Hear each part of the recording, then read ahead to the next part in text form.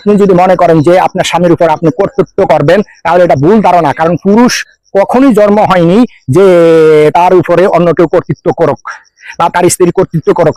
পুরুষ জাতি এমন একটা জাতি, সে কিন্তু সারা গোড়ার মতন, ঠিক আছে? সে বাঁধা গোড়া নয়, তাকে তুমি বেঁধে রাখতে পারবে না। হ্যাঁ, তাকে তুমি বেঁধে রাখতে হলে তোমার সম্পূর্ণ ভালোবাসা দিয়ে তাকে তুমি বেঁধে রাখতে হবে। যাই হোক, আমার মা বোনরা কিন্তু সবসময় ভুলগুলা করে থাকে, কিছু হলেই স্বামীর থেকে ডিভোর্স নিতে চায় না। এই কাজটাও করা যাবে না। আসসালামু আলাইকুম ওয়া রাহমাতুল্লাহ। প্রিয় বন্ধুগণ, আজকে মা বোনদেরকে নিয়ে কিছু কথা বলবো। মা বোনদেরকে নিয়ে কথা এই কারণে বলবো, কারণ মা বোনরা সব সময় চায় স্বামীর উপরে কর্তৃত্ব করার জন্য, কিন্তু স্বামীর উপরে কর্তৃত্ব করতে গিয়ে নিজের সংসারটা সে নষ্ট করে ফেলে, এইদিকে তার কোনো খেয়াল থাকে না। যেমন এক বোন এক দরবেশের কাছে গিয়েছিল তাবিজ আনার জন্য, যাতে করে তার স্বামী তার হাতের মুঠে থাকে এবং কি তার স্বামী যেন তার উপরে কি জুলুম না করে, এই জন্য সেই গিয়েছিল। দরবেশ বাবার কাছে যাওয়ার পরে যখন বিস্তারিত ঘটনা খুলে বলেছে, তখন ওই দরবেশ কি করেছে, একটা শর্ত দিয়েছে।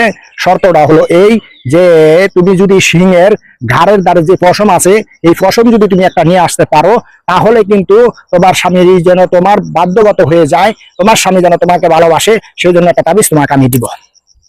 তখন ওই মেয়েটা কি করলো জানেন? যে সিংহের যে ঘাড়ের কাছে যে পশম, এই পশম কিন্তু অনেক বড় বড় পশম। ওই মেয়ে কি করলো, আস্তে আস্তে সিংহর কাছাকাছি যাওয়া শুরু করেছে, এইভাবে যে ওই সিংহকে সে প্রতিদিন খাবার দিচ্ছে। প্রতিদিন কি করছে, খাবার দিচ্ছে। যে সিংহ যে খাবার পছন্দ করে, এই খাবার কিনে কিনে এনে খাবার দিচ্ছে। এইভাবে একদিন দুই দিন বেশ কিছুদিন করতে করতে করতে করতে সিংহটা কি করেছে, ওই বোনকে বোনের কাছাকাছি চলে আসতো। এবং কি ওই বোনের উপরে কোনো হামলা করতো না। এবং কি ওই বোনকে যেমন একটা কুকুরকে যদি আপনি খাবার দেন, ওই কুকুর কিন্তু আপনার সাথে সাথে থাকবে। এই সিংহটাও ঠিক বেশ কিছুদিন এভাবে খাবার দেওয়ার পরে ওই সিংহটাও তার কাছাকাছি এখন চলে আসে। এভাবে বেশ কিছুদিন পরে যাওয়ার পরে কি করেছে, আস্তে আস্তে ওই বোন ওই সিংহটার গাড়ে গিয়ে হাত বুলাচ্ছে। হাত বুলাইতে বুলাইতে একদিন কি করেছে, একটা পশম নিয়ে আসছে। পশম নিয়ে আসার পরে ওই দরবেশের কাছে ওই বোন কি করেছে, গিয়েছে ওই পশমটা নিয়ে। তখন ওই দরবেশ জিজ্ঞাসা করলো যে, এই অসাধ্যকে তুমি কিভাবে সাধন করেছো? তখন সে বিস্তারিত বলল যে, এইভাবে আমি কি করেছি, এই সিংহকে খাবার দিতে দিতে, তাকে ভালোবাসা দিতে দিতে দিতে দিতে আমি তার কাছে যেতে পেরেছি এবং সে আমার কাছে এসেছে। তারপরে দিয়ে কি করেছি, আমি তার ঘাড়ে সব জায়গায় হাত বুলিয়ে এই পশমটা নিয়ে আসছি। তখন ওই দরবেশ বলল, তা এই হিংস্র প্রাণীর সাথে কি তোমার স্বামী সব আরো হিংস্র?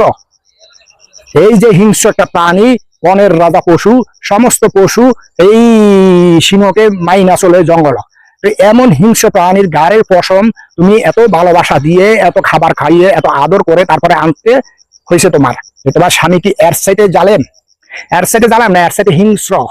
যে তুমি তোমার স্বামীকে তোমার ভালোবাসা দিয়ে তোমার কাছে আয়ত্ত করতে পারো না, তোমার স্বামীকে তুমি ধরে রাখতে পারো না, তোমার স্বামী অন্যদিকে চলে যায়। না, তোমার স্বামী কিন্তু এর সাথে আর হিংস্র নাই। আমি কোনো তাবিজ দিই না।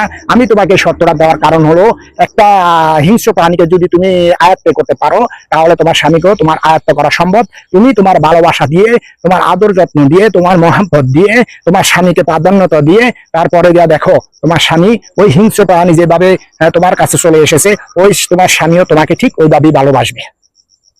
তো মা বোনরা সবসময় খেয়াল রাখবেন, আপনি যদি মনে করেন যে আপনার স্বামীর উপর আপনি কর্তৃত্ব করবেন, তাহলে এটা ভুল ধারণা। কারণ পুরুষ কখনোই জন্ম হয়নি যে তার উপরে অন্য কেউ কর্তৃত্ব করুক বা তার স্ত্রী কর্তৃত্ব করুক। পুরুষ জাতি এমন একটা জাতি, সে কিন্তু সারা গোড়ার মতন, ঠিক আছে? সে বাঁধা গোড়া নয়, তাকে তুমি বেঁধে রাখতে পারবে না। তাকে তুমি বেঁধে রাখতে হলে তোমার সম্পূর্ণ ভালোবাসা দিয়ে তাকে তুমি বেঁধে রাখতে হবে। যাই হোক, আমার মা বোনরা কিন্তু সবসময় ভুলগুলা করে থাকে, কিছু হলেই স্বামীর থেকে ডিভোর্স নিতে চায় না। এই কাজটাও করা যাবে না। যাই হোক, ভিডিওটা এই পর্যন্তই। ভালো লাগে শেয়ার করে দিবেন।